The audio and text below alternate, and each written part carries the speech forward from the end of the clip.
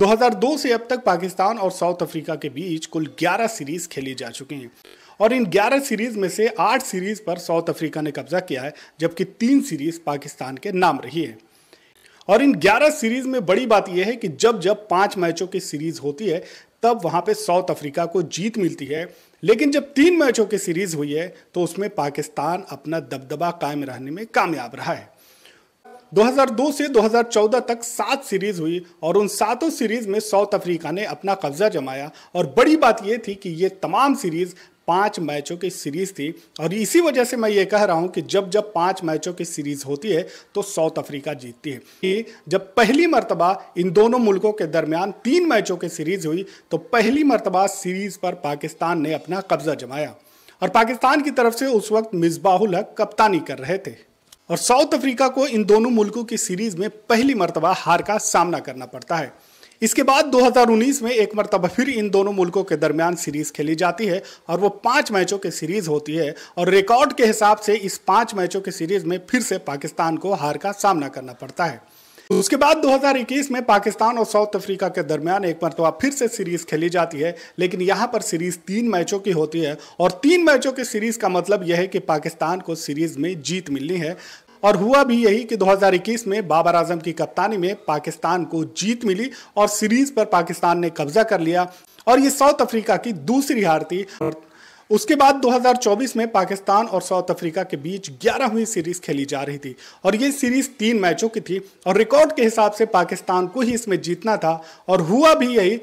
और इस मर्तबा पाकिस्तान ने सिर्फ कब्जा ही नहीं किया था बल्कि साउथ अफ्रीका को व्हाइट वॉश भी कर दिया था कि तीनों मैच पाकिस्तान अपनी झोली में करने में कामयाब रहा। पाकिस्तान के लिए बड़ी बात यह थी कि पाकिस्तान ने अब तक 3 सीरीज जीती हैं और उन तीनों सीरीज में अलग अलग कप्तान रहे हैं। 2013 में जब पाकिस्तान ने सीरीज जीती थी तो उस वक्त मिसबाहुल हक कप्तानी कर रहे थे। 2021 में जब पाकिस्तान ने सीरीज जीती तो उस वक्त बाबर आजम कप्तान थे और जब 2024 में पाकिस्तान ने सीरीज जीती है तो यहां पर मोहम्मद रिजवान कप्तानी कर रहे थे। पाकिस्तान और साउथ अफ्रीका के बीच जो 11 सीरीज खेली गई हैं उसमें दिलचस्प बात यह है कि सिर्फ 2 मरतबा ही साउथ अफ्रीका पाकिस्तान में आकर खेली है और उसके अलावा जो 9 सीरीज हुई है वो ज्यादातर साउथ अफ्रीका में हुई है या कुछ सीरीज दुबई में खेली गई हैं।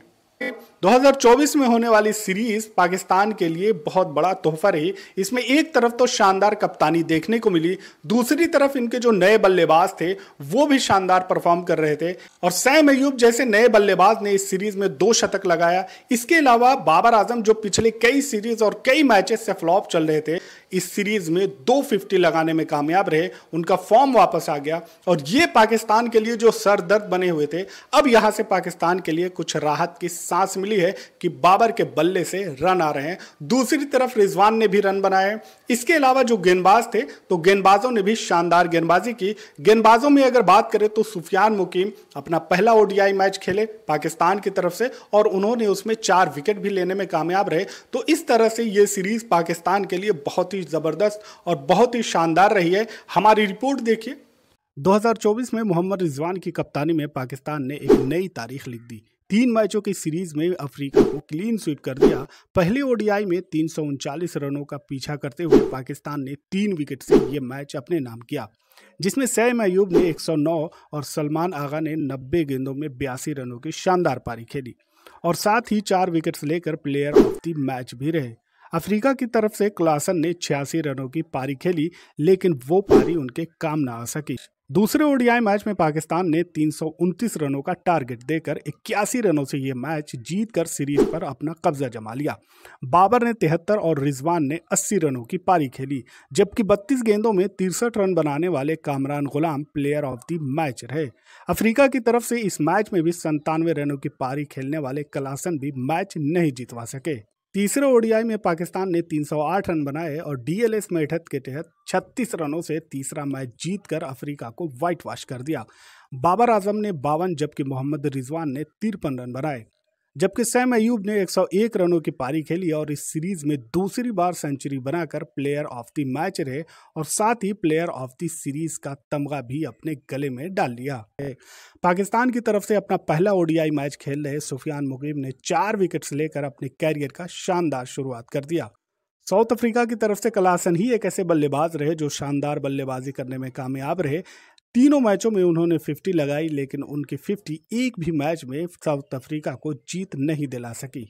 पहले और दूसरे ओडीआई में 0 पर आउट होने वाले अब्दुल्ला शफीक तीसरे मैच में भी अपना खाता नहीं खोल सके। इस सीरीज की 3 पारियों में अब्दुल्ला शफीक ने कुल 7 गेंदें खेली और एक भी रन उनके बल्ले से नहीं निकल सका। रिकॉर्ड्स की बात करें तो पाकिस्तान और साउथ अफ्रीका के बीच खेली गई सीरीज में अब तक सबसे ज्यादा रन बनाने वाले एबी डिविलियर्स ने 1423 रन बनाए, जबकि दूसरे नंबर पर 1273 रन बनाने वाले जैक कैलिस हैं और तीसरे नंबर पर पाकिस्तान के मोहम्मद यूसुफ हैं, जिन्होंने 1116 रन बनाए हैं। अगर गेंदबाजों की बात करें तो इन दोनों सीरीज में सबसे ज्यादा विकेट लेने वाले पाकिस्तान के वकार यूनुस हैं, जिन्होंने 58 विकेट अपने नाम किया है, जबकि साउथ अफ्रीका के एम नैनी और शान पोलक ने 49 विकेट लेकर दूसरे नंबर पर मौजूद हैं। हाईएस्ट स्कोर की बात करें तो वो साउथ अफ्रीका के नाम है, जो 6 विकेट के नुकसान पर 392 रन बनाया था, जो इस सीरीज में अब तक हाईएस्ट स्कोर रहा है। पाकिस्तान की तरफ से अगर हाईएस्ट स्कोर की बात करें तो 6 विकेट पर 335 रन पाकिस्तान ने 2002 में बनाए थे, जो इनका अब तक का हाईएस्ट स्कोर रहा है साउथ अफ्रीका के खिलाफ।